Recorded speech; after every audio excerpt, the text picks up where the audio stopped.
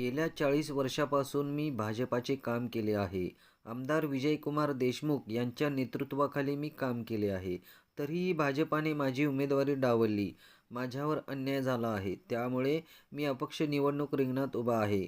माघार न घेता वाटचाल सुरू असून प्रभाग क्रमांक 3 मधून अपक्ष उभारलो असून प्रभागातील जनतेने मला अपक्ष म्हणून उभारण्याची ताकद दिली. प्रभागातील जनतेच्या पाठिंब्यावर माझा विजय निश्चित असल्याचा दावा अपक्ष उमेदवार दशरथ जमादार यांनी केला. मी प्रभाग क्रमांक 3 अपक्ष उमेदवार म्हणून उभा आहे. मला सगळ्यांनी टी व्हीचा क्रमांक आहे 4, सगळ्यांनी मला चांगल्या मताधिक्याने निवडून आणावं म्हणून मी तुम्हाला सगळ्यांना मी विनंती करतो. ना तुम्ही 40 वर्ष भाजपमध्ये काम केलं, निष्ठावंत कार्यकर्ते म्हणून होता, तुम्हाला तिकीट नाकारण्यात आलं. मला तिकीट नाकारण्यात आलं नाही, मला तिकीट दिली. मला नाही दिली. प्रथम यादीमध्ये माझा नाव होता, पण त्याच्यानंतर कुठल्या तर कारणास्तव परत माझं तिकीट कट करण्यात आलं आणि मला बोलवून एक वरिष्ठांना करून मध्यस्थी करून, बाबा यावेळी तुमच्या सुनाला उभा करा, पुढच्या वेळी तुमच्या चिरंजीवांना तिकीट देतो म्हणून म्हटल्यानंतर मी तयार झालो. माझ्या सुनाचा फॉर्म वगैरे तयार करण्यासाठी जवळजवळ तिथनं मी आला आणि आमच्या चिरंजीवला सांगितलं, बाबा जाऊ दे, ते वरिष्ठ लोक सांगायला लागले त्यांचं ऐकून, यावेळी तुझ्या मेसेजचं भरून टाक म्हटल्यावर माझ्या मुलांनी रात्रीचे 2:30 वाजेपर्यंत कागदपत्र तयार करून दुसऱ्या दिवशी 11:30 वाजता फॉर्म सबमिट केले. त्याच्यानंतर बी फॉर्म ज्यावेळी सबमिट करत असतात त्या जवळजवळ 2:30-3 वाजेपर्यंत त्यांचं बी फॉर्म आलं नव्हतं, तर ते आणले, सगळ्याचंच बी फॉर्म आणले. त्यामध्ये आमचे अध्यक्षा रोहिणी तडवळकर, आमदार सचिनजी कल्याण शेट्टी व नरेंद्र काळे हे लोक बी फॉर्म आणून सबमिट केले आणि माझ्या चिरंजीवला डन म्हणून असं सांगून तुझ्या मिसेसचं काम झालं असं त्यांनी शुभेच्छा दिल्या.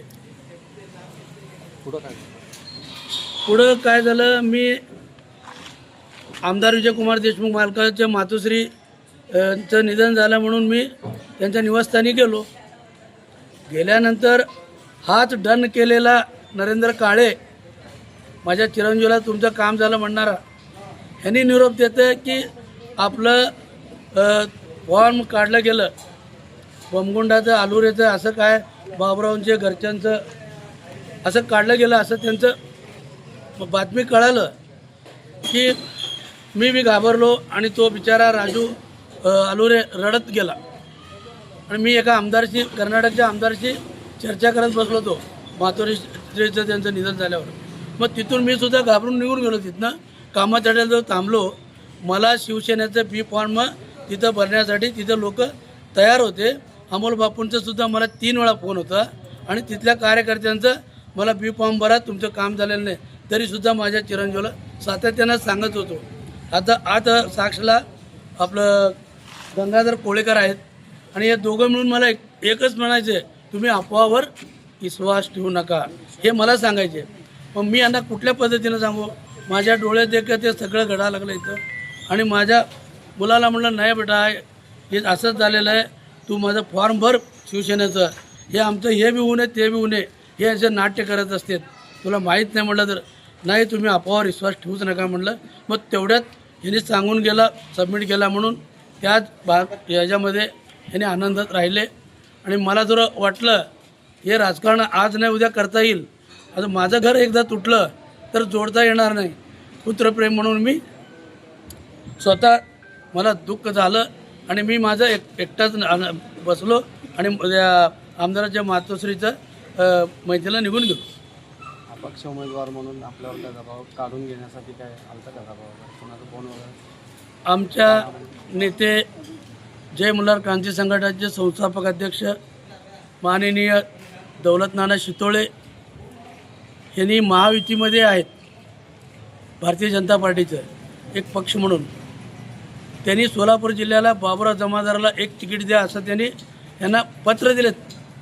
तिन्ही आमदारला, पक्षाला आणि विजय देशमुखांना आणि रोहिणी तळवळकरांना यांनी मान्य केले. आणि त्यावेळी मी नागपूरला गेलो असताना हे सगळे होते तिथं. आमच्या नेत्यांना आमदार विजयकुमार देशमुख यांचं नागपूरचं निवासस्थानी बोलून घेतले. 3 तास चर्चासत्र झालं. तेव्हा आमदारांनी म्हणले की यावेळी काय तर करू आपण आणि करून टाकू. मग तेवढ्यात आमचे नेते काय म्हणले, मालक बाबूरावांना काय पैशाची जर कमतरता पडत असेल तर मी स्वतः खर्च करतो. हे भाष्य वापरल्यानंतर माननीय विजयकुमार देशमुखांनी काय बोलले, बाबूराव तसं का नाही, पैसा खर्च करू शकते, त्याची काळजी करू नका, मी तुमचं काम करतो, असं त्यांनी ग्वाही दिली. नागरिकांना काय आवडतं? नागरिकांचं काय झालं अवस्था म्हटलं तर आमचे कार्यकर्ते, माझा चिरंजीव, माझ्यावर प्रेम करणारे 2 दिवस ढसाढसा रडत बसले. आणि बसल्यानंतर काही लोक आमच्या कार्यकर्त्यांनी एक असा विचार केला, तुम्ही आता रडत बसू नका, चला कामाला लागू, म्हणून एक बैठक घेतले. त्या बैठकीत म्हणले तुम्ही आता रडू नका, लढून तरी तुम्ही जिंकायचं आहे, आम्ही सगळे तुमच्या पाठीशी आहे. म्हणून प्रत्येकाने मला ताकद दिले. त्या ताकदीनंच आज मी टी व्हीचं चिन्ह घेतलो आणि मी ह्या समोरच्यांना एक चॅलेंज दिलो, ह्याच टी व्हीमध्ये माझ्या तुम्ही हार मांडलेलं बघणार. आणि सगळं मला एक असं वाटतं, अजून बी आशा वाटतं, या दोन्ही आमदारांनी महाराष्ट्राला आणि आपल्या फडणवीस साहेबांना एक आव्हान केलं. ते यांचं जबाबदारी मिळालं नव्हतं त्यावेळी. का म्हणून माझ्या निष्ठावंत कार्यकर्त्याला जर तिकीट नाही मिळालं किंवा असलं काहीतरी गोंधळ झालं, त्यांनी कुठलाही चिन्ह घेऊ दे, त्यांनी जर निवडणुकीला उभारलं तर त्यांना निवडून आणायची जबाबदारी आमची म्हणली होती. आजही मला त्यांना म्हणायचं आहे, दोन्ही आमदारांना कळकळीची विनंती आहे, तुम्ही दिलेले शब्द पाळलं तर मला चांगलं वाटेल. आणि तुम्ही आमचा प्रचार करून राजाभाऊ अलुरे असू दे, ज्याच्यावर अन्याय झाला, माझं असू दे, तुम्ही येऊन प्रचार करून आम्हाला निवडून आणावं, हे कळकळीची विनंती आहे. आता आमदार म्हणून तुम्ही राजीनामा देणार का तुम्ही आम्हाला निवडून आणून द्यायचं, हे तुमच्या हातात आहे.